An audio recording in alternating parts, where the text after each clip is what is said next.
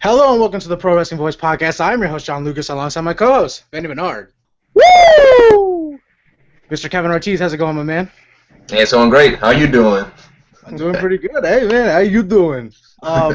Joining us for the first time on the podcast, Mr. Andrew Sumpster, creator of ProWrestlingVoice.com, a close personal friend of ours. How's it going, my man? It's good to have you finally on.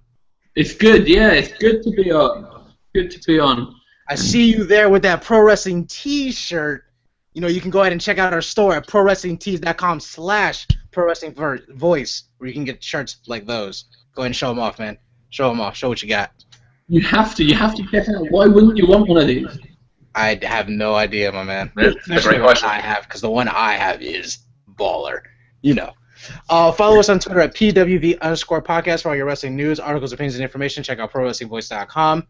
We are the generation that grew up in the Attitude Era. This is our take on the business. So, fellas, Extreme Rules is come and gone.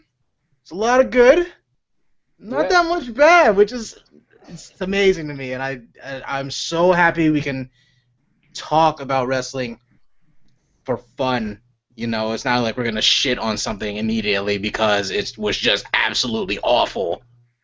But what did you guys think of the show, though? Just overall, what did you like about Extreme Rules? Like you said, I thought it was a good show. I liked a lot of the matches they had set up. You know, we'll get into some of the finishes later on. but overall, you know, I thought it was like I'd say about a C+ or so. You know, for the rating, I'd say. And then one reason I give it that plus is just because, you know, what happened at the end, where somebody returned. And that ending was perfect. Frickin' Rollins. Oh man, that was good. Rollins returned. Yours up to B+. I loved it all.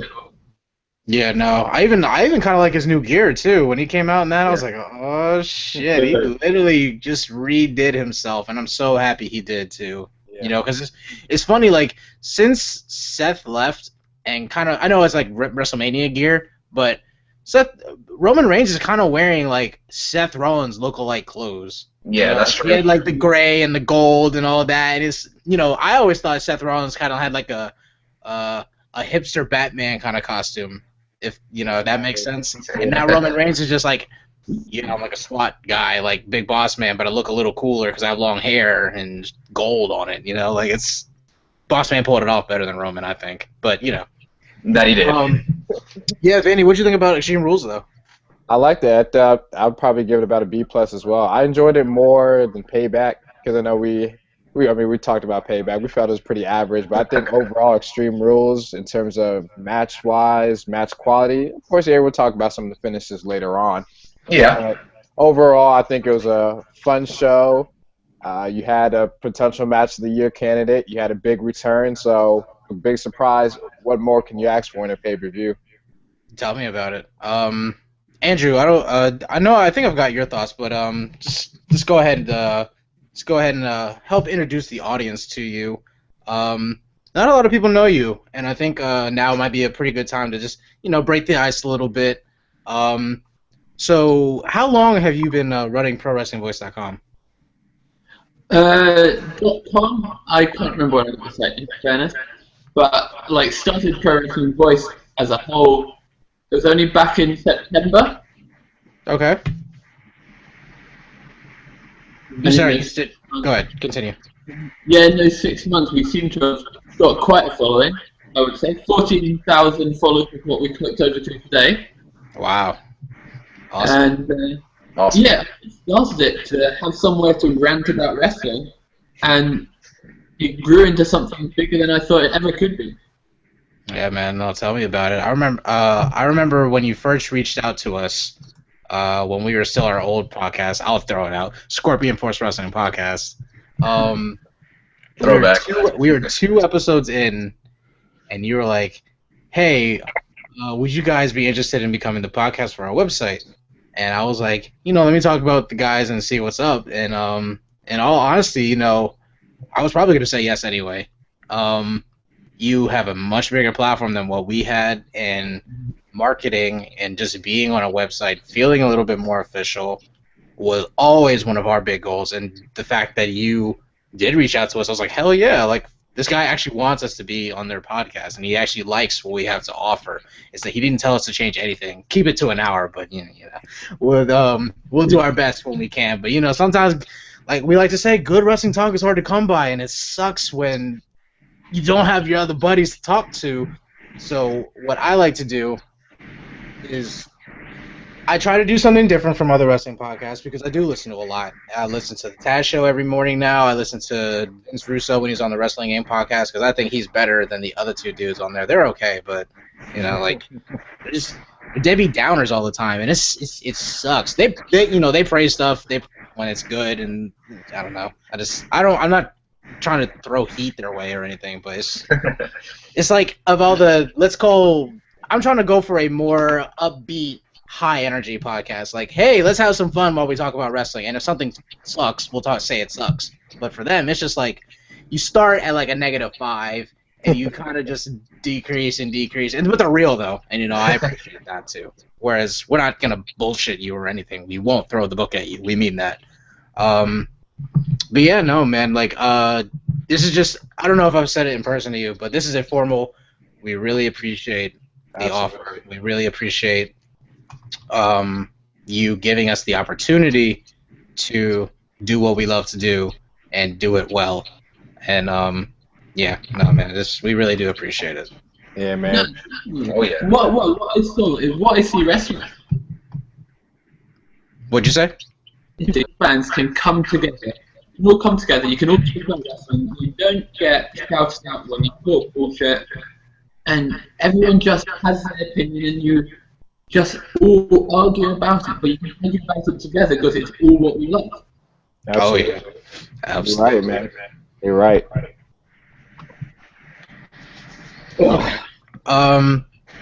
I don't know what happened, but Google isn't doing the switch to the right person anymore. Really? So, yeah. It still is on mine right now. Oh yeah. Okay. Well, I can't click it, and I tried doing the Q&A thing, which got it to work last time, and it didn't work. So I might have to just keep clicking over, but it's okay. Yeah. Let's see. So big news throughout the week. Especially leading up to Extreme Rules. Have you all heard about Sasha Banks? Yeah, unfortunately. Yeah, it's really sad. Heal up, do well. Right now, we believe she is out with a concussion. I think it was at a live event last week, something like that. Not sure about the entire details, but she has been off TV for a while. Probably to keep her away from losing and just killing everybody on her way to SummerSlam. But yeah, no, get well soon. You're my favorite diva by far, and it sucks that she's not on TV. Yeah, she's one of the best, and like you said, she's been gone for almost a month now. So I hope she heals up, and I can't wait to see her back when she does come back eventually. Yeah, definitely. Exactly. Let's see. Adam Rose was released. No surprise there. I know. What a shame. Yeah. As sad as it is, I was waiting for it. It's like with everybody else that got released. Maybe they weren't doing anything or anything like that. Like I thought Santino was released a while ago. Same here. Yeah. But hey, they're able to keep their job. Remember, JTG kept his job for a very long time. A while. And it was just all of a sudden he was just like, JTG still on the roster? Like, what? But yeah. Let's see. Okay, Here, we'll get into the big one after this. The Resurrection of Jake the Snake Roberts is coming to Netflix in June. And I want to rant on this. I'm happy it's coming to Netflix because it's in the overall thing, it is a good documentary. I'm just mad I paid for it on iTunes. Oh. And now it's coming to Netflix. It's that sucks. it's like yeah, it does. it for me. It just sucks because I paid for it. I paid probably like $15 for it. And my Netflix subscription every month is like $7.99 still, I think, or $9.99, whatever the fuck it is. It's still cheaper, so I'm fucking mad. Like, come on now, am I gonna get that money back? Like, if let's say the money went directly to DDP and Jake, That's gone. that's fine. But I'm really. Looks like you started early for the late in the SmackDown moment, huh? Yeah, you did. Something like that, man. No, I don't want to harp on it, but it's. That's dinner right there. It's going back to the same thing with the WWE Network. It's like with all these free months they're giving all these new subscribers. I don't know if that's just the commonplace thing to do now, but I want some of that money back, man. Like, I've been paying since day one. Give me some of that money back. Agreed. Yeah. Yeah, we all feel your sentiments, but we know that you're not getting your money back. So might as well just go over it. Right? Can you send me a T-shirt? Can you throw your boy a bone here or a cup? I'm sure they could give you a Ryback T-shirt. I'm sure they're getting rid of those.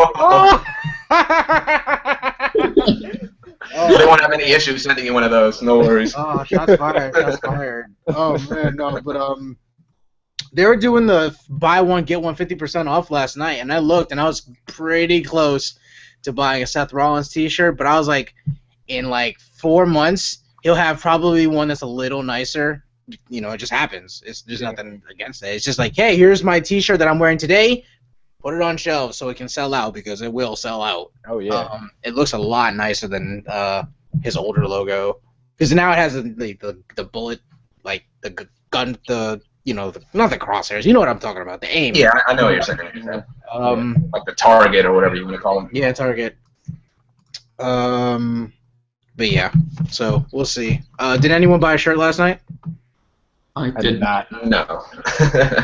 Thought about it too, but I was like, nah, I'll wait. I always look when those deals are up because you never know what shirt's gonna be on sale, and like sometimes those deals are too nice. Like I thought it was 50% off your entire order. I would have bought like 5 shirts last night.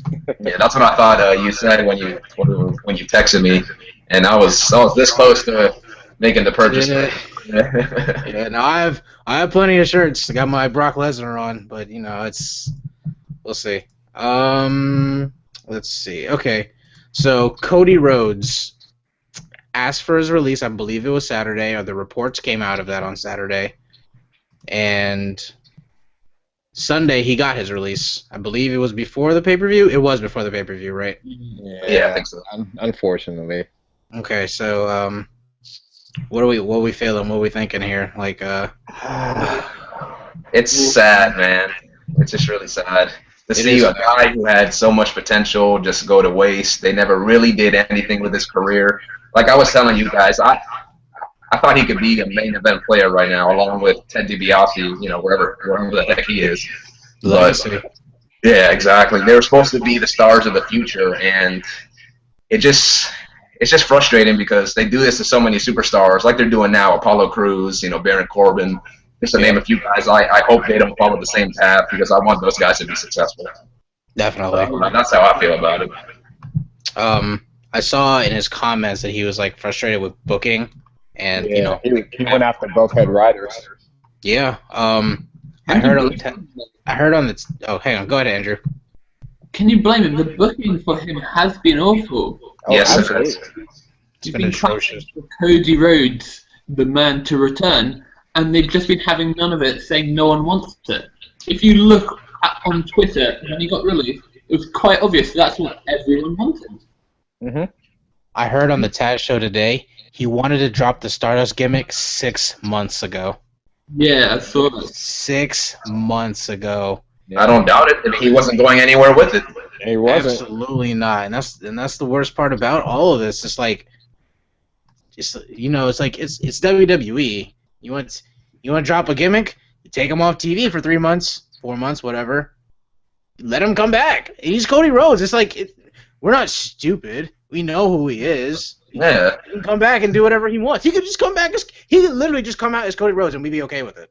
We'd laugh. Absolutely. If he came out with Cody's mustache, he'd have a new gimmick again. Really. I think what the amazing thing about it is he's Cody Rhodes. He's not some random guy. He's a generational superstar. He's Exactly. not some bum off the street. He's fucking from a legendary family. Respect. It's I a shame. completely It's, agree, it's... Go ahead, Vandy. What were you going to say? I know, I completely agree with that. When I saw that he was released, I was thinking the same thing you were, Andrew. I'm like, this is not a random, superstar or a random wrestler. This is a guy he's a third-generation superstar, for goodness sakes. And, Kev, I agree, man. He should have been a main event player. There was no reason that he should have not been in the main event. I mean, you talk about the time when WWE went through a period of, of cycling the same guys like Cena, Orton, and one other guy over and over again. Cody Rhodes could have been a guy that was up there. That was the time his mic work was definitely proving. His in-ring work was already there. He had people. He was here at the time. Always been there. It's always been there. He was at the time when he had the crowd behind him in terms of getting a reaction from the crowd. He got people booed him, and whether you get cheered or booed, whether you're heel or face, you want to get a reaction from the crowd, and Cody did that. It's just wasted talent that's been wasted for X amount of years, and unfortunately now his career is always going to be a what if. Yep. It sucks, doesn't it? You hate when you have to put that label on someone where it's like, I wonder what if he dropped the Stardust gimmick. I wonder if the Stardust gimmick never happened. I wonder if, it's a slew of different things, and it sucks, like Evan was saying, and I'll beat the dead horse with the dead horse with the dead horse. The booking is so terrible, and it's like. Have you guys seen what Dave Meltzer said today, though? I didn't. Go ahead. That apparently, although he's been released, they're still holding him to the length of his contract, so that for the whole length, they're not going to allow him to wrestle for any other company at all. Yeah, no compete clause. Sounds about right. I mean, I know that there are no compete clauses, but it's still a ridiculous thing. You've released the guy. See, my thinking is, from what I've heard in a few people's contracts, and this is pretty much just from what CM Punk said, you have to work X amount of days. So let's say he worked his 200 days out of 300 that he signed for in one specific year. If he worked his 200 days and he asked out of his contract, I would believe, at least because of his name, he has a little bit more leverage in the situation. Ryback, on the other hand, who I'm still kind of waiting on. We'll see. He might not have fulfilled his 200 days or something like that, and that's the reason they're not letting him out of his contract. Because from what it seems like, if WWE doesn't want you, they will let your ass go. They don't care. No hesitation. No, there isn't any. And I think if they can't use you, you're not a cog in the machine anymore. Fuck you, I'm going to give you money. It makes no sense. And I don't blame them for that. It is a business, and it will move no matter who is in charge, no matter who's there. But yeah, that's just going on to Cody Rhodes. Best wishes to your future endeavors. We do hope you succeed, because I dug the Stardust gimmick. I remember when we went to Raw, it was June 13th or June 23rd, 2013. That was the week after Stardust debuted. Mm-hmm. And I wanted to see Stardust when we got there. I was so hyped to see Stardust. I was like, this music is good and everything. I was so happy that Cody is finally doing something. He's finally doing the Goldust thing. Everyone had been waiting for it at that point, and he finally did it. And I thought it was okay at first. I didn't hate it. They didn't expose it too much yet. Yeah. And we got to the time they just didn't use it at all. So eventually the Stardust gimmick just wore off. Yeah. And who's to know, when he really wanted to pull the trigger, if that's really the direction he wanted to go. You see, in his old, I don't want to say memorabilia, his old stuff, it's his name was the Stardust Kid. So if this was his vision all along, I'm happy for him. He got to do what he wanted to do. Maybe not to the extent he wanted to do. I'm sure he wants to be champion, like everybody who ever steps into that building should want to be. If you're not there, you're just in the wrong business. What are you doing? Like, there are other promotions you can go to. But we'll see. I hope maybe he'll show up. I hope he doesn't go to TNA, but maybe he'll show up in New Japan or something like that, because I think he can flourish over there. There's the ring work is what matters over there. And not so much the character, and which is, other than like dashing Cody Rhodes and like the Cody Rhodes with the mask on, his characters haven't been the greatest. I love his Smoke and Mirrors song. I used to dig that song, but that's that was it. But let's see. Is there anything else about Extreme Rules we want to go into? The best match, I think, was the Fatal 4-Way. I think that's the consensus. Hands down. Hands down. Yep. What about you, Andrew? What did you think the best match was? Yeah, definitely Fatal 4-Way. It had me glued the whole way through. You just couldn't take your eyes off. Then what a bloody start to it. Hell of a kick. Oh, yeah. Yeah. It was I enjoyed the pay-per-view though. Overall, I think it was pretty good, and I'm getting out of the it sucks because of all the injuries, because all the matches have been pretty good. And from storyline, it's not always been the best, but at least they're doing something. It's better than fucking Payback, where nothing happened at all. There's literally no story progressions whatsoever, except Natty and fucking Charlotte had that dumbass screw job, which shouldn't have happened in the first place. Like, yeah, Charlotte's had 2 quirky finishes the last 2 pay-per-views. Tell me about it, yo. That was the next thing I was about to mention. Like, there was just no need for it, Absolutely not. I was like, okay, this is okay. I get it. Fake Ric Flair's coming down to the ring, and I was like, it's gonna be Lil Nate again. Like, okay, let's play on this. And it's like Dana Brooke. It was just very random for me. I don't know how it felt for you guys. It was, and in the sense, I'm like, okay, I like Dana Brooke personally. Why Dana Brooke? Right. There's like no real explanation, unless she was like a hardcore Ric Flair fan or something like that back in the day. But they haven't explained that, I don't think. No, they haven't. Yeah. I mean, I don't even think they explained it on Raw. They haven't. Well, we know something else happened on Raw. We will get to that, gentlemen. Oh man, let's keep going through Extreme Rules though. Sure. This is probably this scared me way more than it was supposed to.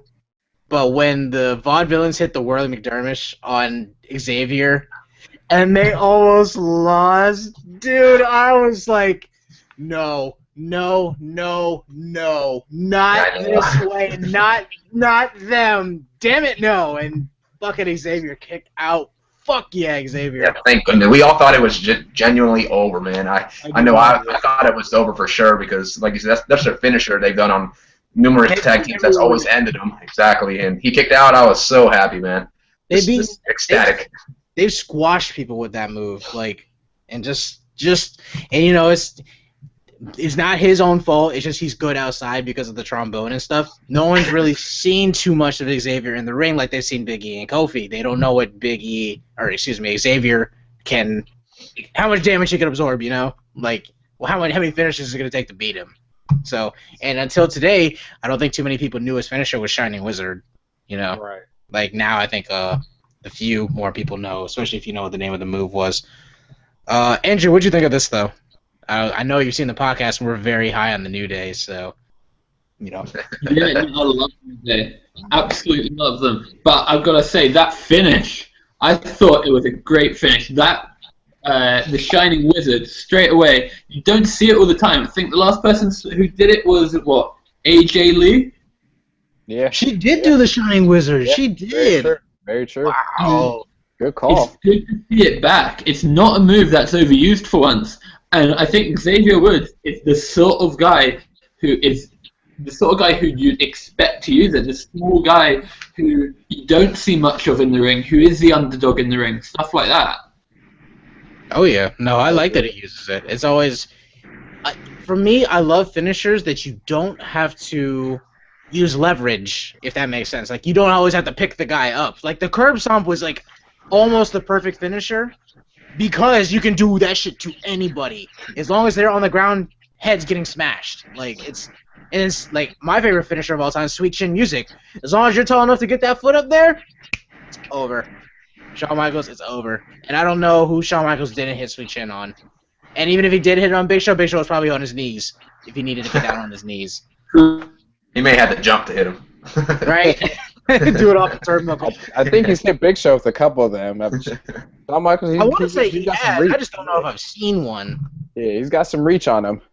Oh yeah, no, he hits people with him. He's not a short guy. He's like 6'1", 6'2". They just don't say that, you know. Yeah. He's much smaller because of his stature, but whatever it is. But he's Shawn Michaels. His height literally doesn't matter. He's fucking a Heartbreak Kid. Yep, exactly. Yes, But yeah. Going on to finishers again though. Roman Reigns with that crucifix sit-out powerbomb. Go ahead, Andy. I see you looking back. Oh man, wasn't that a move? What a move. Such a beautiful move. People say he can't perform in the ring, then he pulls it out, gets a new move. It was beautiful. It was a beautiful fucking move, and if he's been using that and it's his finisher the entire time, he'd probably be a little more over. He needs to drop the spear and use that as his finish. I mean, I think that needs to be his finish. That move was impressive, man. Like, thank you. Oh my gosh. I remember as we were seeing it, I was like, he's going to do Razor's Edge? Okay. Roman pulling out all the stops, and then I'm like, he's throwing him. I'm like, he's going to reverse. What does AJ Styles do? Does he do a Hurricane Rana? I guess we're going to say a Hurricane Rana, and then just slams him fluid and perfect. I'm like, is this the match? Like, it was so nice. It was, man. Yeah, very well could have been the match. I mean, for anybody who doesn't like Roman Reigns or, they criticize him, they hate on him, that was an extremely impressive move, showed off his strength, and like I was saying before, he is one of the better in-ring competitors that is in the business right now. So without a doubt. Yeah, that move was awesome. I loved it. Yeah, everyone likes to hate on him because and you hear the crowd even going, "You still suck." I'm like, "Fuck you!" Like, none of y'all could pull that shit off if your lives depended on it. Like, exactly. Like, it's okay. I get it. It's fun to hate on Roman. Okay. Yeah, it is. We do it sometimes. Other people do it more often than us. And I've liked Roman. Can't defend him all the time, but I like him. Yeah, we don't hate the guy. No, we don't hate him here. But when he does bad shit, we will call it out. Just like anybody, though. It's not like, if you do something dumb, you're going to fucking get called on it. Zack Ryder winning the IC Championship. My decision. Let Zack have his moments. No, man. He deserved his WrestleMania moment. Yeah, let him have his moment. Let him have his 1 second of glory in the sun that he had. Why? I'm just kidding. You can have one. You've been on the roster long enough to deserve one. There you go. That's the spirit. Yeah. I mean, he's worked hard. He made a name for himself, coming up in the business. So I have respect for him for that. Yeah, I'm fucking with him, but it's because I remember when I had my original Twitter, I followed like 6 people, like John Cena, like WWE, important shit to me, and Cena would always tweet out, check out Long Island IZ on YouTube and shit like that. I'm like, why is John Cena talking about this? Nobody. This guy who used to be one of Edge's little Edge thingies. Edge heads. Edge heads, there we go. I was like, what do they call them? I'm like, but okay, he got his moment, so that's fine. I thought his WrestleMania moment was at 28 when Eve Torres kicked him in the nuts. But I guess that one doesn't suffice. Yeah, that's not a positive moment for him. Yeah. So he definitely needed redemption. I mean, I guess. Whatever. Let's see. And I don't think I need to mention that. Yeah, I don't need to mention that. Let's go ahead and dive on into Raw. This is Raw from 5/23. Yeah, 5/23. Seth Rollins opens up and that crowd explodes. Not the way I actually thought they were going to. Is kind of the worst part, and I don't want to say that, but they still popped for him, and I was happy he got a big pop. It would have been better in a better city. Yeah. He got a better ovation at the pay-per-view than he did at Raw. So Yeah. Baltimore's usually a hotter crowd. It wasn't as hot last night. I don't know what it was. that's shocking because it was actually one of the better Raws that we've seen in a while, honestly. Yeah. It's definitely the best Raw in like the last probably 5 or 6 weeks. Like, it was just a good Raw, and there's only one quirk I have with it, and we'll get to that later. Andrew, what do you think of Seth Rollins' return, though? I thought it was great. I thought the pop he received, brilliant. He's obviously going to get that. He's been away for, 7 months? Yeah. Everyone's missing him. But I think the best bit was him fooling us all, making us all think that he's coming back, he's a face, he's a good guy. Then he just starts slamming on the crowd, starts absolutely ripping them a new one, telling exactly how it is. When he started saying he burnt all the fan mail, I started laughing like I was like, that is such a heel way to just go about things. He's like, fuck you guys, I don't give a shit about y'all mail. Y'all wasn't cheering me. Y'all was booing me when I hit Roman in the back of that chair, which I thought they were gonna laugh at and cheer. But they didn't. Oh man. It was awesome. But yeah. So he comes out face, accepts the crowd, probably enjoys himself for a few minutes because he knows what he's getting ready to do. Completely turns heel. Then Roman comes out. So what'd you say? I was saying at the snap of a finger he turned heel. Go ahead. Just like that. Roman comes out. Seth walks away. Shane comes out and makes the match for Money in the Bank. And as right now, it's just a singles match. We still have a few weeks until Money in the Bank. So we'll see what this eventually turns into. I don't know if it'll be a ladder match. I don't want to say it'll be a last man standing match either. So I see it still sticking as a singles match because most likely they'll end up, depending on what the finish is, most likely they'll end up having another match going into for Battleground, and maybe they'll have a stipulation match. So I think this one might be a straight up singles match, and I mean, I know we'll eventually talk about it there, but I think we probably know who's coming out on top of that one. No surprise there. No, because like what I was saying the other day, I hope Seth doesn't get the title at Money in the Bank, so he can get the title at Battleground. Because we'll be there for that shit, and that's gonna be fucking hype. Oh yeah. That place would explode if Seth Rollins were to get the title. I know I'd explode. Right. No, and then going back to the crowd thing for Seth, Baltimore's not a bad town, not a great town either, and that's something I think I've noticed a few times. They're not like, DC is pretty loud, New York's pretty loud, Philly's loud, Chicago's loud. Chicago's awesome. Chicago's one of the better. They'll probably be the best crowd to be in front of right now. Yeah, just because they know the most, they know what to cheer, they know what not to cheer. The UK is the best crowd. Don't try lying. See you over there across the pond trying to. No, I'll give y'all credit, you guys definitely bring it. I'll give y'all credit for that. That's for sure.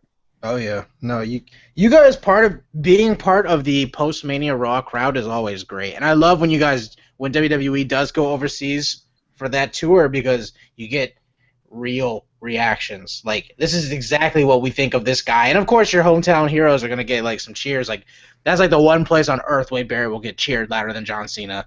Like it's just funny, but it's fact. Yes, it is. Yeah. Let's see. Yeah, so that match is made for Money in the Bank. First matchup for the night, and what I was so literally couldn't believe, the matches mean something. They mean something. There are qualifier matches, which I've always been harping on. Like WWE, do Royal Rumble qualifiers, do King of the Ring qualifiers. They finally did Money in the Bank qualifiers. And that's all they have to do is just label it that way, and the match means something. Now I'm invested. I'm not just like looking away and not giving a shit, But first up, Sami Zayn versus Sheamus. I thought the match was pretty good. Only thing I didn't like about this was at the end, it looked like Sami Zayn missed that haluva kick. It looked kind of funny, and then when they showed like the replay, like on Twitter or whatever, and I'm like looking at it like this, with my phone in my face, I'm like, he really did miss, Yeah. But that's just me. What did you guys think of the match? Yeah, like you said, it was a good match. Definitely a good way to start off the night.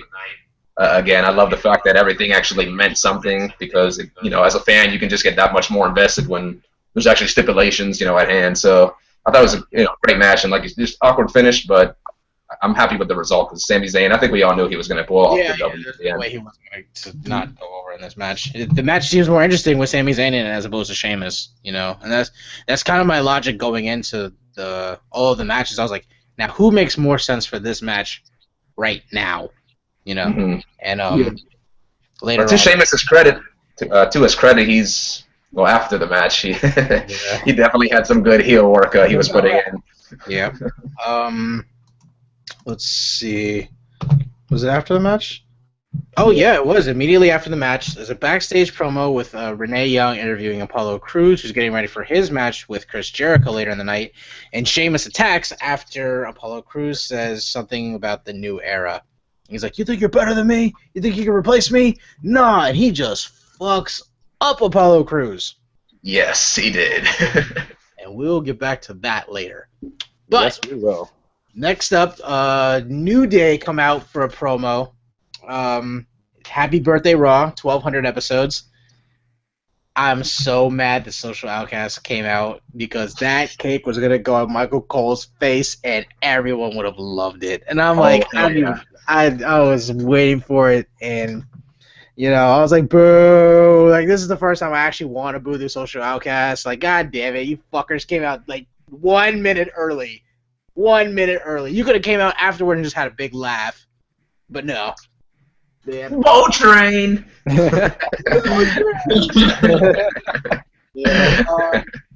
Quick match though. New Day wins. Keep them strong. Win with the Midnight Hour. I believe that's their tag team finisher move. At least it is in WWE. Next up, Cesaro versus Miz. Another Money in the Bank qualifier match. I thought the match was okay. Nothing like super stellar or anything about it. What do you guys think, though? Yeah, I agree. I thought it was a good match. It was the one match of the night that we've maybe seen a couple of times in the recent past because they have been feuding for a while now. Yeah. But it still didn't take it away from the match. It was a good match, but it's just... We've seen it too many times we can see it, obviously. Yeah. Agreed. Yeah. It was good, but yeah, as you guys said, nothing new, nothing different we haven't seen over the last month or month and a half. So, and of course, I think we pretty much all expected Cesaro to come up on top of that match. Yeah. Oh yeah. Miz has the title. He doesn't need the newer title or the world title yet. That's WWE logic for you. Next up, we have another backstage promo. I had a lot of backstage promos tonight. I just realized that. Sure. Renee Young is interviewing Seth Rollins, and in the middle of the interview, because he sees Stephanie, and they pretty much established that the Authority is gone, and they have only a business relationship now. And that kind of got me when Stephanie was just like, "Here's the hand," and you're not mine and Triple H's son anymore, you don't get the special treatment anymore. And you're on your own pretty much. And I loved it. I was so happy about it because took 2 minutes, 3 minutes, let everyone know the Authority's gone, pretty much gone, and you're not going to get any help from us now.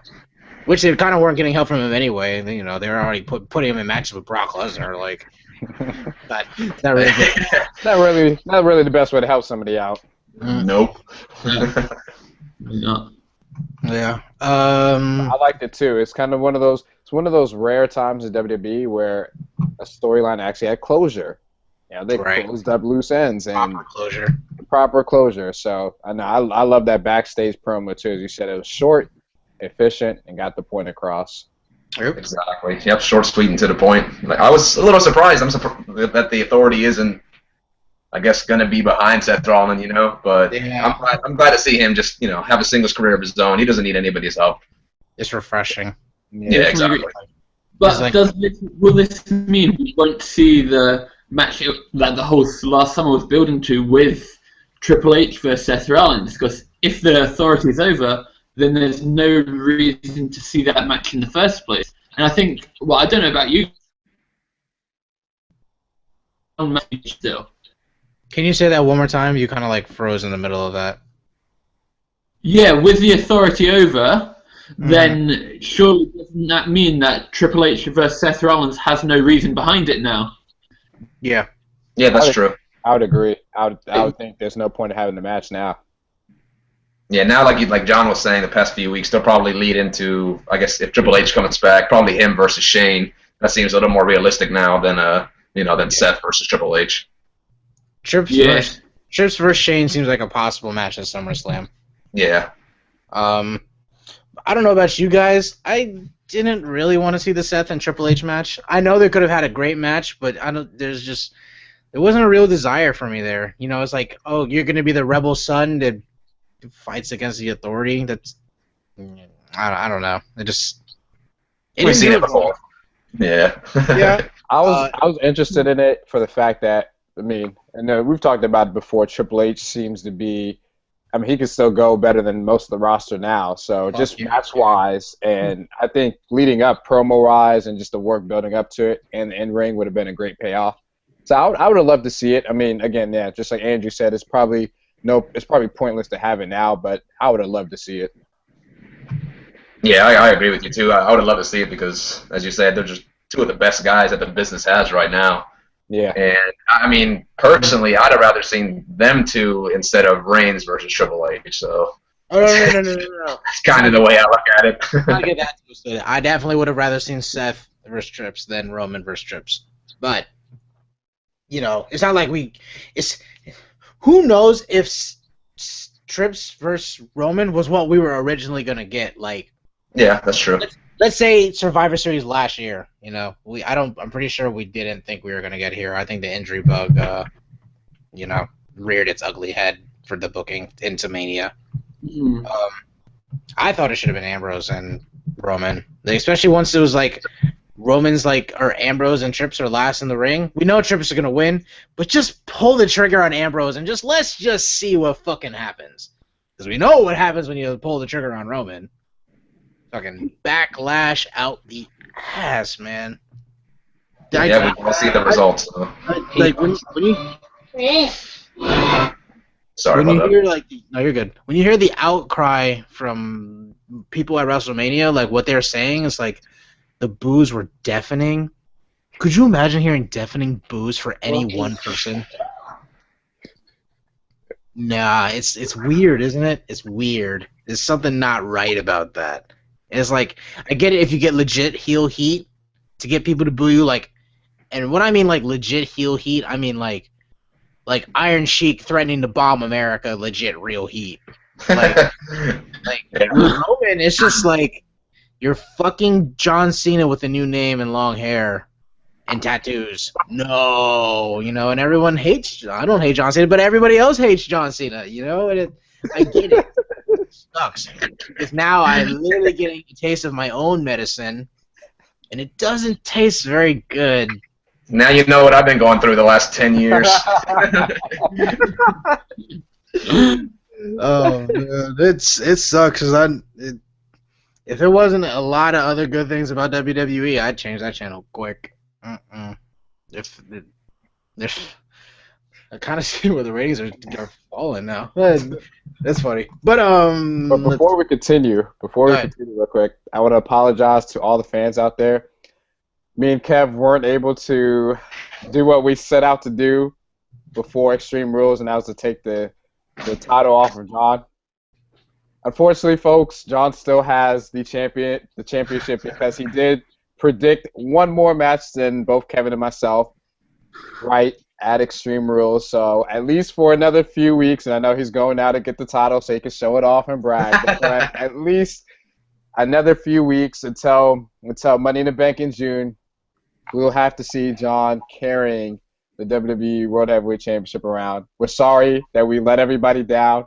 Yeah. Still, I promise. But we can assure you that come Money in the Bank, things will change.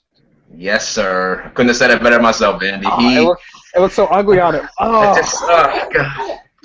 God. I'm about to turn off my screen. I can't do all this. of you to look at it. Your boy went 8-0 in his predictions. 8-0. Wow. F with me. Yeah.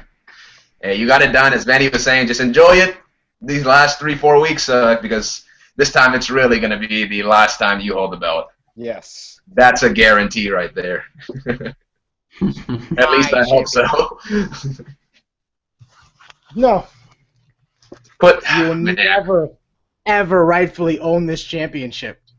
It's mine. Look at it glisten. Look at it glisten. Look at that. Look at that. Look at that. Oh, it blinds you.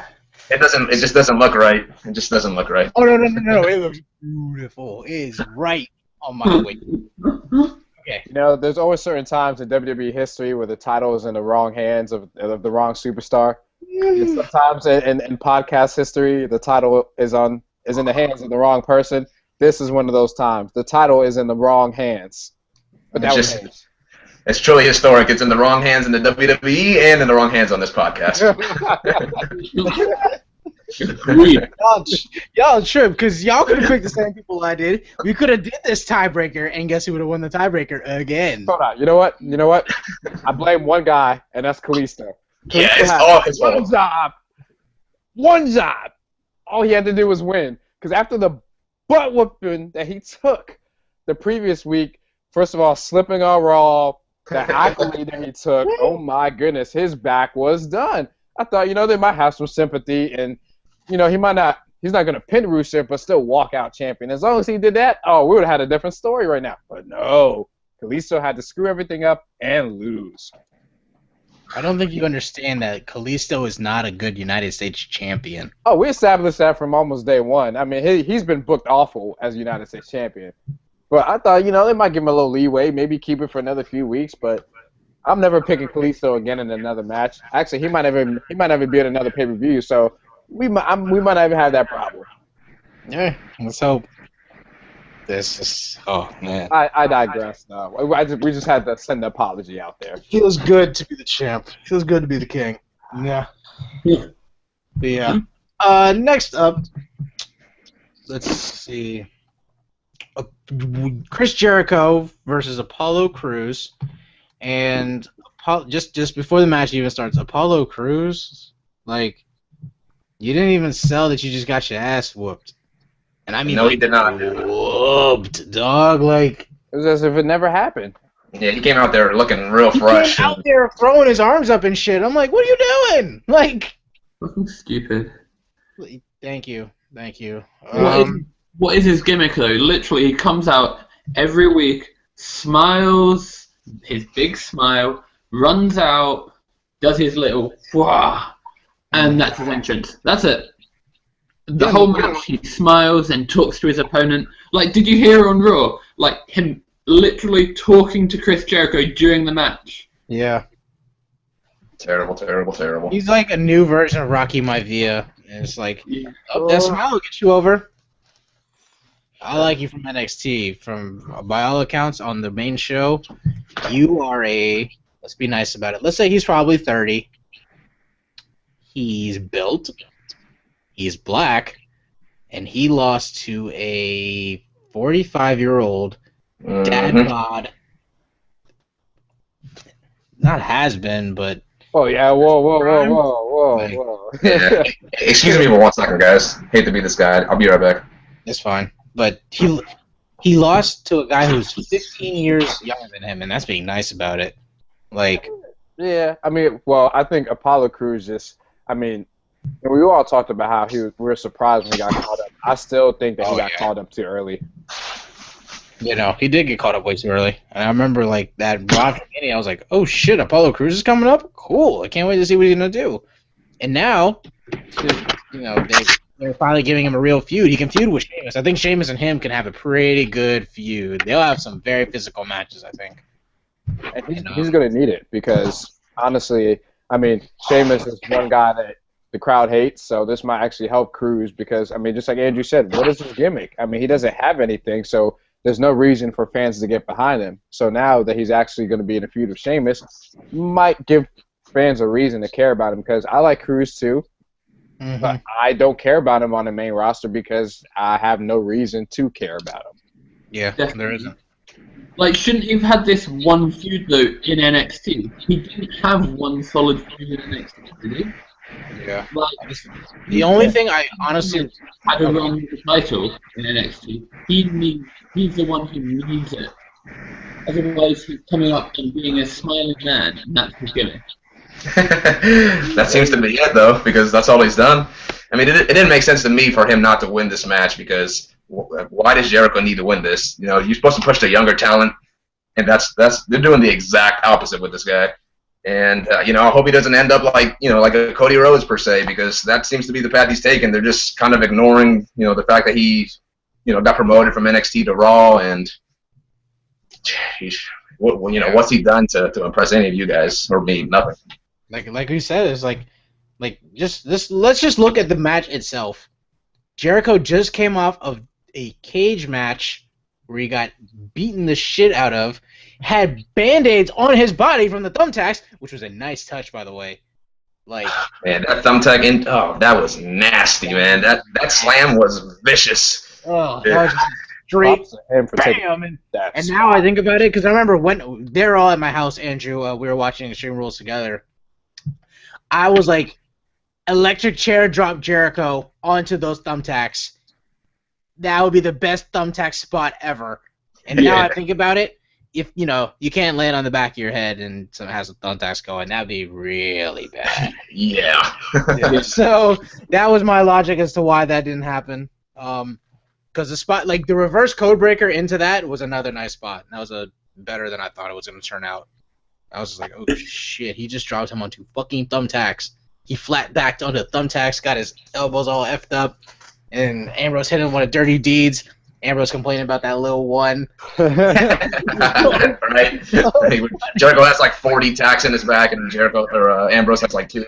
It was so funny because Ambrose is like, he's probably really in pain. That's probably the pain he's really feeling. And then when I think the referee or the doctor start to pull like 1 or 2 out of Jericho, he's like, ah, fuck. Like, I was like, that probably really, really, really, really hurts. Yeah, like you were saying, Vanny, just much respect to Jericho for taking that, because it was his turn. I know I would not want to take that move. Hell no. No, that's something even I won't want to do. No. You can put me through some tables, I might jump off something, but you ain't putting me on thumbtacks, dog. Like, not happening. Those are sharp objects. When you say sharp, we have to have a new conversation. Oh yeah, sharp arm. Yeah, that's sharp indeed. But yeah, Y2J picks up the win. Money in the Bank matches, I guess. Every single Money in the Bank match throughout the years always has that one token veteran. Like Kane was always that one token veteran in the Money in the Bank matches. So I guess this year has just Chris Jericho. Yeah, that's true. I was thinking, like before that happened, I was actually thinking about that, and I was like, I wonder who's gonna be in this also, because there aren't enough matches to fill out the 7, I think it is. There's still 2 more, and I guess they're doing that for SmackDown. I don't know if they are or not. Most likely. Yeah. Andrew, who do you think they're going to put into the last 2 slots for Money in the Bank? See, what I thought it would be Bray Wyatt, and I really don't know who else, so another. But if they're going to be doing them on SmackDown, then I really can't see Bray Wyatt's return coming tonight on SmackDown. It would just be such a letdown. I think really they should have either one space open and Bray Wyatt enter on the day, or he kicks someone out and injures someone on the night and enters himself into it. Okay. That's not a bad idea, actually. Because I was thinking, and with the way everyone's coming back, Cena's going to come back next week. Thought Cena might be in. He's always in the title picture, so, I thought Randy might be in. I think Randy's more likely to be in than, let's say, Cena. No, but and I then got Bray one Wyatt more was name. probably Bray Wyatt's the real one I think that was gonna be in it. Yeah. Just because we still have some time until Money in the Bank, and they don't necessarily have to fill that slot just yet. Like you were saying, that they could leave it blank, and who's the mystery guy, and then all the other 6 dudes are in, and then Bray Wyatt comes out with the whole family at ringside just to help him out. Like One guy to watch out for, maybe Neville. Oh, Ooh, Neville. Oh It's man. around that 3 months time span now when he's supposed to return. So I mean, by next month it would be 4 months. So he could potentially be in it. That'll be nice. That'll be nice. He'll be welcomed back. oh yeah, welcome back with open arms, and he's he's definitely a guy that could excel in that type of match. So Yeah. I'll be glad to see him. I think I saw some booking where he was supposed to be in the Intercontinental title match, of course. And it's unfortunate. Was it 2 weeks before Mania, 3 weeks before Mania? Yeah. And same with Luke Harper, 2 weeks, 1 week before Mania. That's gotta just rip and eat at you. Oh my gosh! I saw when Harper hit the ground, he knew he was out. He knew it. But yeah, we'll see. I even saw Neville tweeted out earlier, not yet earlier, but about Cody. He's like, "You'll never know how much you did for me. Like, thank you for everything." He's sending his sentiments also. But yeah, next up, Colin Cassidy comes out, and he welcomes back a certified G and a bona fide stud, and you can't teach that. Mr. Enzo Amore is back on the roster. How you doing? How you doing? Exactly. He is that dude. I'll use Vince Russo's words here. Some guys have it. Some guys don't have it. You're either born with it or you aren't. He is soaking in it. It's scary how when he's on screen, your eyes are like, you're looking, you can't do anything about it. His mic will just... It's funny how his new kind of gimmick is dropping the mic. I was like, come on, man. Like, I don't know if he didn't have to be funny or whatever, but anyway. It's been a while. Cut the man some slack. Right, no, I'm fucking with him. But it's funny. And then comes out in the Michael Jackson Thriller Jordan cheetah print jacket. Like, man, like, and then just everyone just, how you doing? How you doing? Just that dude. Go ahead. Only certain guys can pull off that jacket. Right. Like I said, his mouth will get him to the main event of WrestleMania. That dude is something else. It's scary how good he is. Like, it's scary, and I have to believe if he, I don't hate the smaller guys. I don't. I'm 5'7". I can't hate the smaller guys. I have to believe if he was like 6'2", he would be in Roman's place right now. I have to believe it because he cut such an easy promo for him. I swear it looks easy. It's like he's Yeah, there's no doubt about that. His mic work is top. Easily one of the top in the industry right now. Yeah, it's like he's not allowed to cut a bad promo or something like that. He can't, man. There's just like you were saying, John. There's just like a presence about him that just draws you to him. You just want to pay attention to what he's saying. Everything that comes out of his mouth is entertaining, and that's what I love when a guy can get me laughing or whatever the case may be. As a fan, I love it. So I'm so happy that he's back. I feel you. No, like I said, it's just something about him. Like Andrew, did it look like you had to say something? Did you want to say something? No, sorry. I just thought you tried to jump in a few times there, and I'm like looking at the little things, So, but yeah. So Enzo Amore's back. What did he say? How did he say he got a concussion? Like, forgot to pay the light bill, I think it was. Yeah. Way to say I just had a concussion. Got to pay the light bill. How you doing? A couple haters.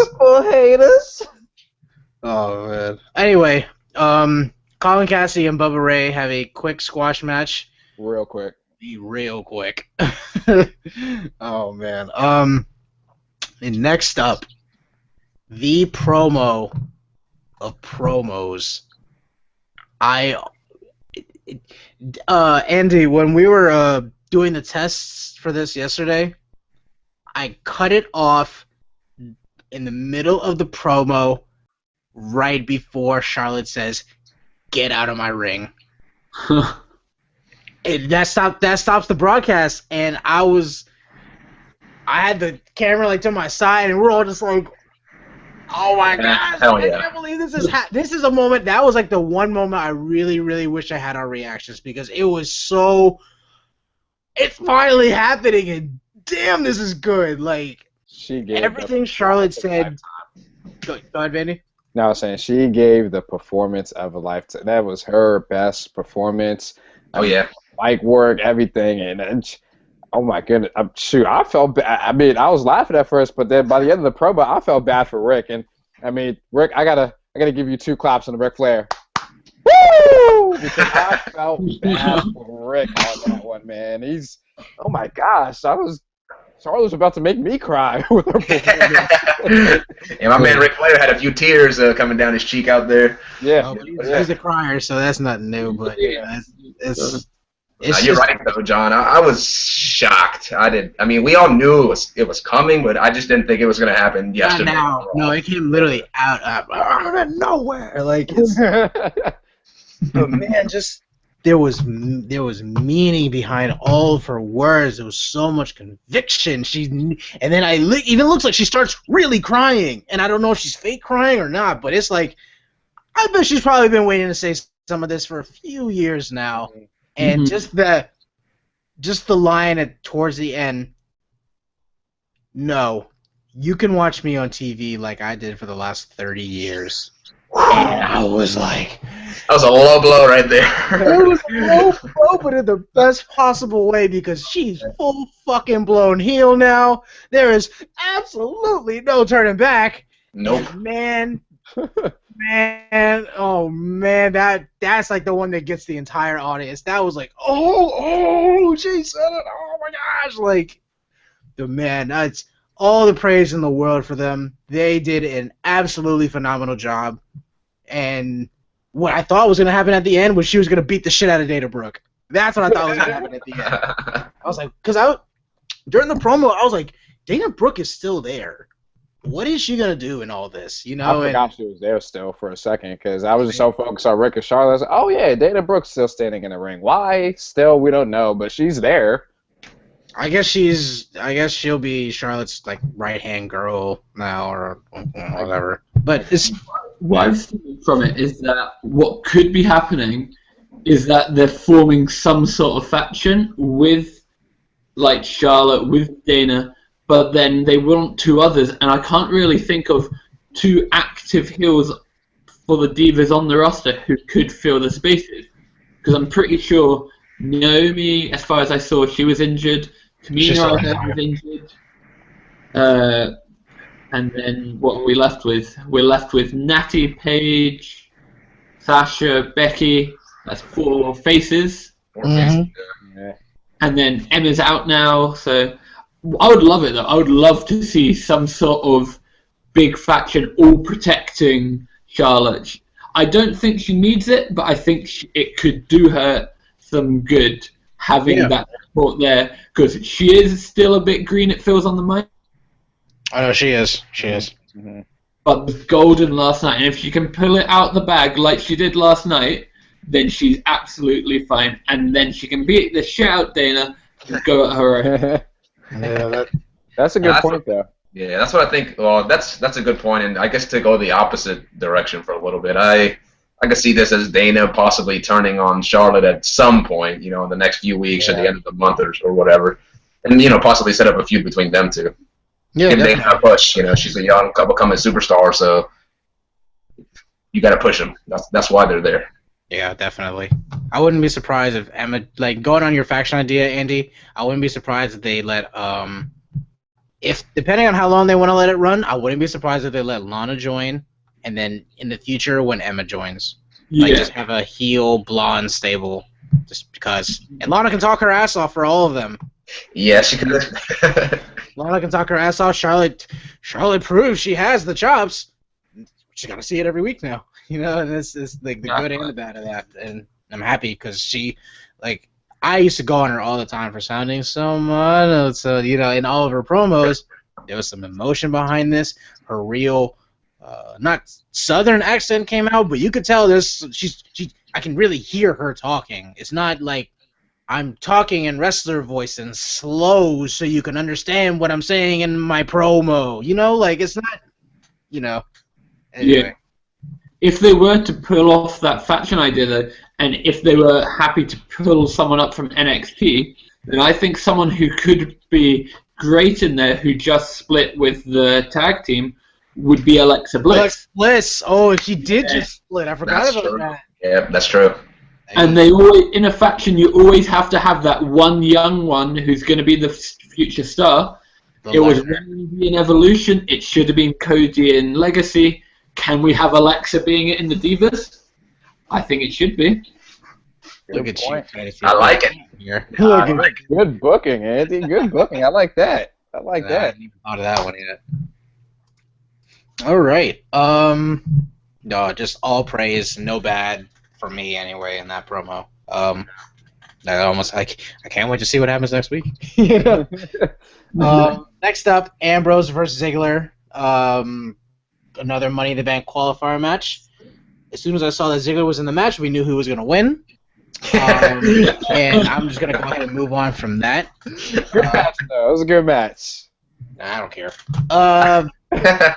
Show Ziggler some respect, man. Put some respect on his name, man. Put some respect on his name. Leave Ziggler alone, man. No, you're so right though. We knew Ziggler was gonna lose. There was no doubt about it. Yes, but leave him alone. He put on a great performance as always. He knows how to sell. I'll give him credit, but yeah, he always loses. Anyway, Ambrose qualifies for the Money in the Bank, which is step 1 in my grand prediction for Mania 33's main event. So, you know what? I'll just go ahead and get it on record here. I believe Dean Ambrose will win Money in the Bank. I believe Seth Rollins will win the Royal Rumble. Roman will be champion because he's Roman. And Dean Ambrose, after Fastlane or whatever that middle pay-per-view is going to be, they're going to get close to it. And he's going to say, I'm going to cash in my Money in the Bank for a match at WrestleMania against my brothers. Or, whoever whatever he wants to call them against you two jack-offs. I don't know. Whatever he decides to call them. And they'll just have they should have the greatest triple threat ever. With, if let's say this is the long-term goal, like as of SummerSlam or whatever, they need to start booking and getting that shit right. Like, take everything they did from Seth, Brock, and Cena, do it up even higher, make it a no DQ so we can really have some fun. Like, sometimes the best main events in Mania are the ones that are no DQ. Like, when you can really get some shit going, or you can get, like, oh, hey, look, the toys are coming out, No, but Ambrose he's a weapons match guy now. I don't mind his normal matches, but him versus Roman in the ring shows when Ambrose has a longer match. And it showed a little bit, I forget, was it Payback or Fastlane? Whatever it was, and that match went really long, and I was like, yo, Ambrose just got exposed. Like, because I was bored halfway through. And at least with weapons, granted, it's always the dumbass kendo stick. I don't know why they always use kendo sticks. Like, I remember when they used to build that as the most dangerous weapon they've ever had. And I'm like, so why does anyone use anything else? Like, it doesn't make sense. The kendo stick's probably lighter than a steel chair or steps or anything like that, yet you don't use them. And Triple H uses a sledgehammer. If it was really the greatest weapon you've ever had, why would, Anyway, ranting, but yeah. Let's see. We'll see how that goes. Because and then Ambrose wins. So the Shield Trio won the 3 main events at WrestleManias 31, 32, and 33. Seth didn't cheat his way in there. Seth healed his way in there. Roman left as a heel. And Ambrose is going to leave as the shining baby face. I like the idea, but it's not who I'd have for the Money in the Bank winner. Ah. I like it with it being a face for a change, but I think it always works better with the heel. It is a heel. It is a heel win. It is the Money in the Bank contract is a heel. It's a heel prop. You know, I don't want to say prop, but it's a heel thing. It's a heel tactic, and I think the man to take it would be Kevin Owens. Oh, yeah. He's the man to take it, but that would be, what, 3 heels in a row? So don't know how likely it is, but I'd love it. Kevin Owens cashing in, taking it off of fucking Roman Reigns. Happy. Does Kofi get thrown into this Money in the Bank match? I don't think so, just because most likely they'll be defending their titles. So good point. I don't think he'll be in the match. That'll But to what Andrew was saying, though, I agree with you 100%. It needs to be Kevin Owens. He is the best right now in the business. So I want to see him as WWE champion. We know, Kev. We know. You know, I've been preaching this for how long now? He is good. I will never say he isn't. So. It wouldn't surprise me if Owens won. It would not. I'd be happy if he won. Oh no, I'd be happy too. And I think, to Andrew's point, the Money in the Bank is just a heel thing. But with the last few Money in the Bank winners, as Andy pointed out, being heels, it's always nice to have a face from every here and there, especially because it's nice when a face holds it and announces and declares when they're going to cash it in. I know it's been a while, but kind of like when RVD did it, when he won the Money in the Bank and announced, "Hey, I'm cashing in at One Night Stand, facing Cena." We know what happened on that night. Oh yeah, what a night! Yeah, you're right. RVD's best match ever. Yeah, and one of my favorite crowds I've ever heard. Oh, what an awesome crowd that was! Fuck you, Cena. I will never forget that. I loved every second of it. Much respect to that crowd. No, just as long as if you do it, you don't get caught with weed in your cut afterwards. Then you could be going out that door. Yes, yeah, real quick. Yeah, no, I was happy though. That pay-per-view it's more fun to watch because of what it was, and when you really think it's gonna be like the last one. It's awesome, and it's a feel good moment. Like I won't take that away from RVD. That's an awesome moment for RVD. Just again, it's his best match ever. I don't know, man. RVD, I got to give him a lot of credit. He's one of the better performers, especially when he was around, and definitely one of the better high flyers that there were. I'm not taking. You know me. I, in my opinion, he's better than Cena, and I'm not taking that away. No doubt about it. Yeah, it's just I don't know when you think of RVD high-profile match. Can someone please? Like his ladder match with Eddie for the IC title. That was a good one. Yeah, that's true. But at the same time, that's booking decisions. He could have been a main event player. He could have been in numerous championship opportunities or high stake matches, but he wasn't. They were given to somebody else that we won't talk about because I don't like him that much. Good match in TNA, but other than that, I don't remember any of his matches. Yeah. Remember a single one. He has fun matches to watch. He doesn't have. That's the be-all, end-all RVD match, other than One Night Stand against Cena. But let's go to someone who Kevin does like. Kevin Owens versus AJ Styles. It's a pretty good match. Kevin Owens wins clean. I don't have a problem with that because it shows that he's stronger than AJ right now. So I'm good with that. I saw a few people were hating that AJ lost clean, even though he was just in the world title picture. I'm like, he's not being buried, as some people are pointing out on Twitter. He's no way and no means being buried after the. But he's had a great run ever since he's been in WWE. Just because you lose one match to somebody like Kevin Owens clean, you're not buried. So people need to stop jumping the gun on that. AJ's best matches since he's been here were probably the ones with Roman. Yeah, that's true. Yeah. And then I forgot to mention this about Jericho. Like, let's look at this way. Jericho was in a ridiculous ass match. His body is beaten, battered, and broken. There's no way his ass should have walked out there Yeah, next night and fucking had a match. And much less win the match. Thank you. And then fucking, what's it called? AJ Styles has an Extreme Rules match with Roman Reigns. By all intents and purposes, his ass is beaten and broken too. Roman didn't have a match. AJ Styles had a match. And AJ Styles lost his match. It makes sense. Kevin Owens took advantage of the guy who's weak. Nothing wrong with that. It was perfect. It's exactly what needed to happen. And what's his name? Fucking Apollo Crews should have done the exact same thing to Jericho. Especially since he forgot he got attacked earlier. Like, I'm not hurt anymore. Like, now the thing is switching back and forth again on my screen. So. Did you guys see the post interview on YouTube from Kevin Owens? Where Can you say that one more time? You kind of froze again. Did you see the Raw Fallout?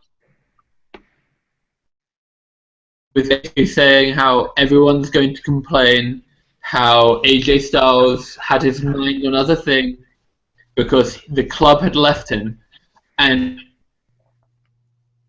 uncertain former NXT champion does.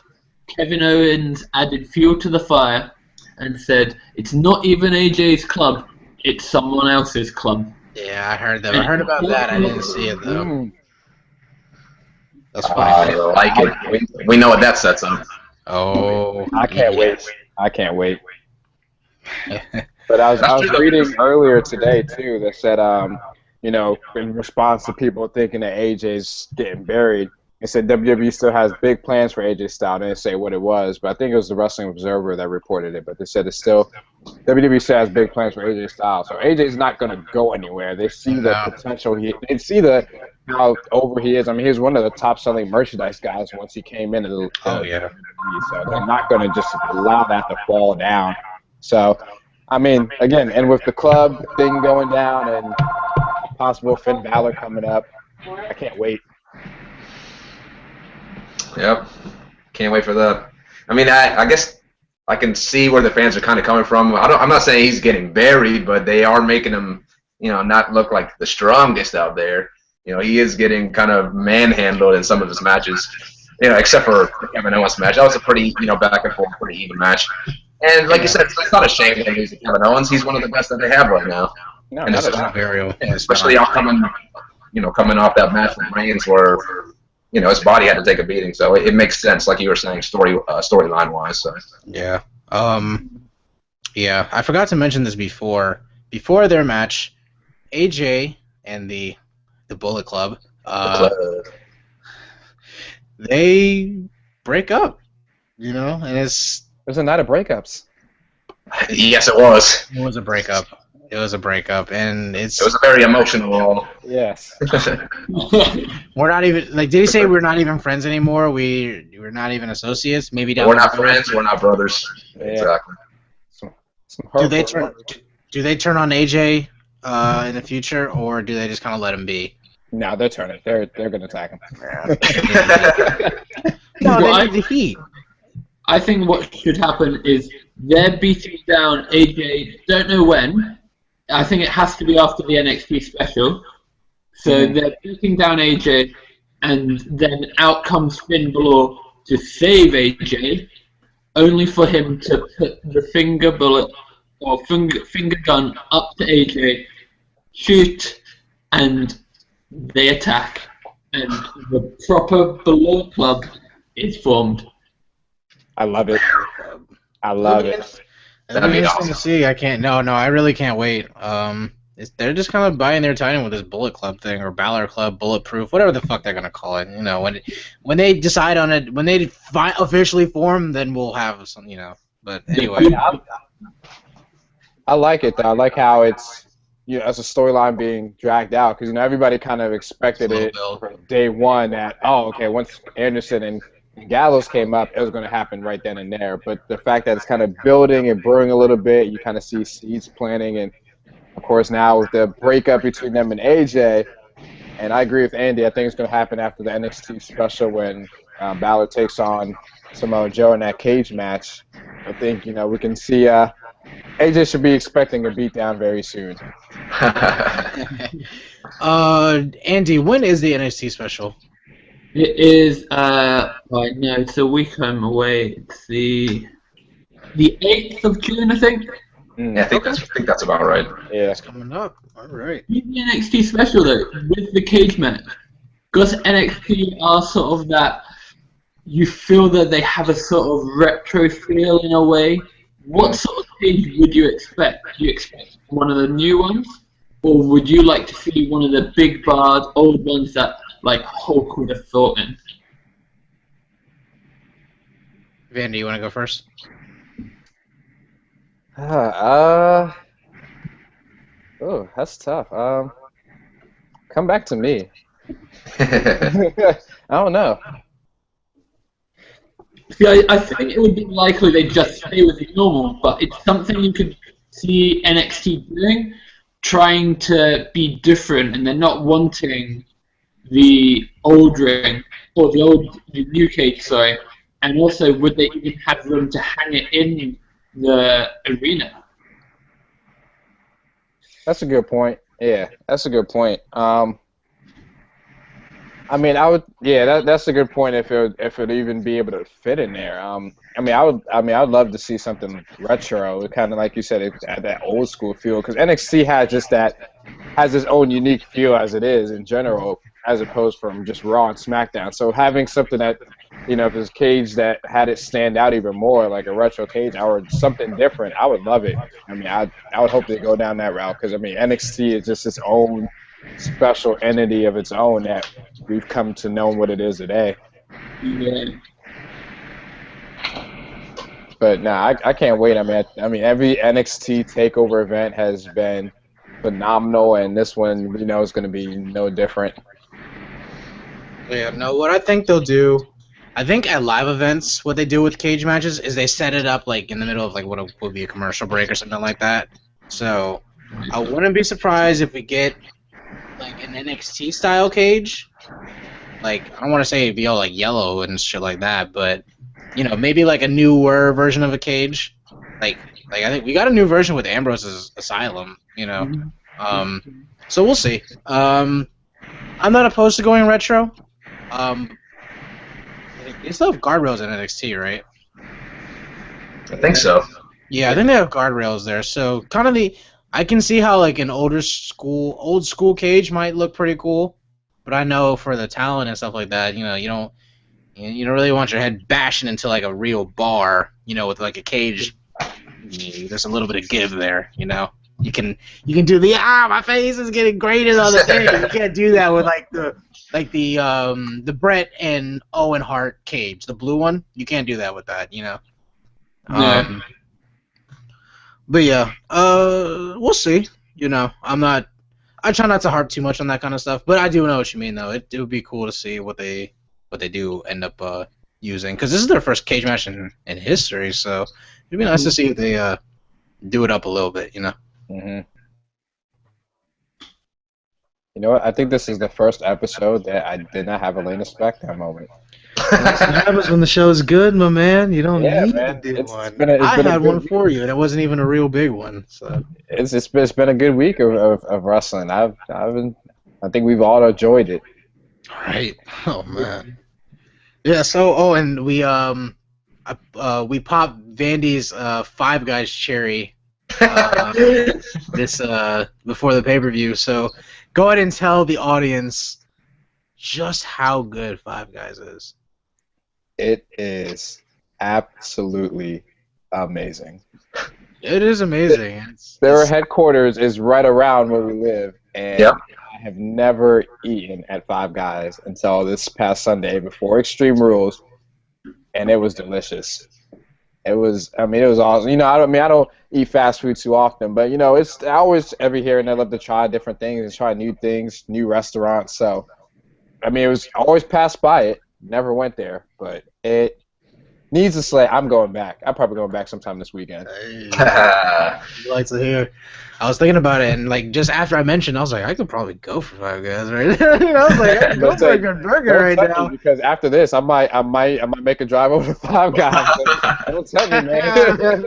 Let me know. Give me 10 minutes. I'll upload this to YouTube. We'll be good. Andy, have you had Five Guys yet? I don't know if I know it's like a U.S. kind of thing. I don't know if they have one across the pond, but have you been like stateside yet? Have you had Five Guys? I've not. There's a Five Guys in the city I live, but I've not been yet. I haven't. But it seems to be always busy, so I can only guess good things. Oh, yeah. And that should have been a Macho Man. Oh yeah. But Oh yeah. thank you. Dang it.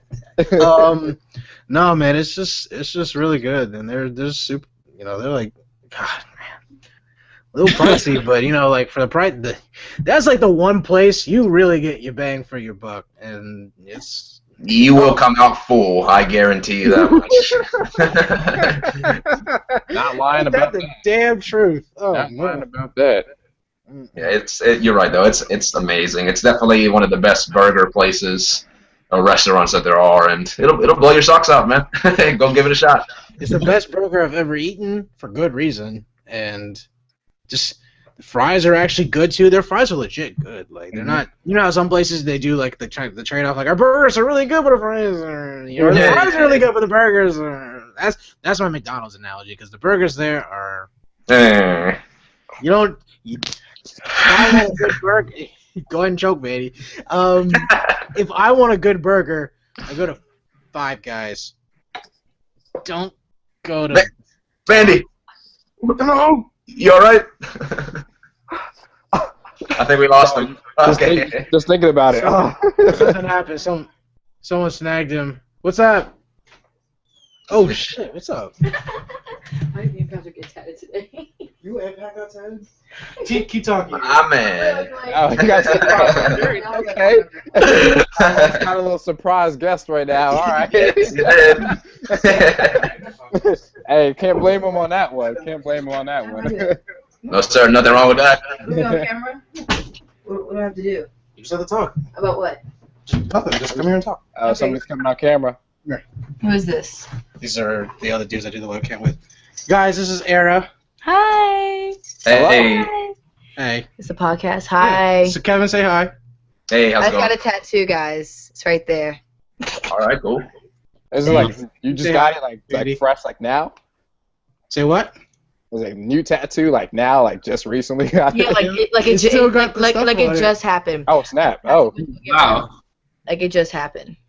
I gotta go see Pat's new tat. Come on, come see the past new tat. Come on, it's right now. Alright, I will. I'll get you in a second. Got it. Alright. Andy, that was Era. So. My man. Yeah. Anything else? Anything we gotta clean up? Cause I gotta go. oh, we know you gotta. My man's gonna take care of some business. There's nothing to clean up. You do what you. Woo! Yeah, cool. Styling the profile. You do what you gotta do. Go handle you, brother. Well.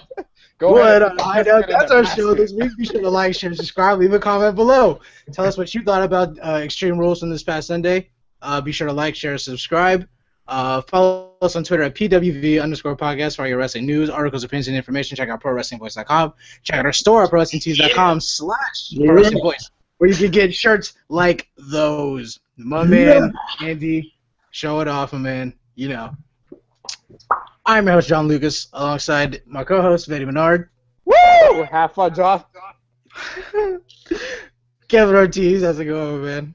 It's going great, man, but probably not as good as it's gonna be for you. So good luck out there. Andy, thank you so much again for joining us this week. Thanks for being on the podcast again. Thank you for the incredible Thanks, opportunity. guys. Yes, great. Thank you. Yep, sure thing, man. And we won't throw the book at you. Until next time. Woo! Woo!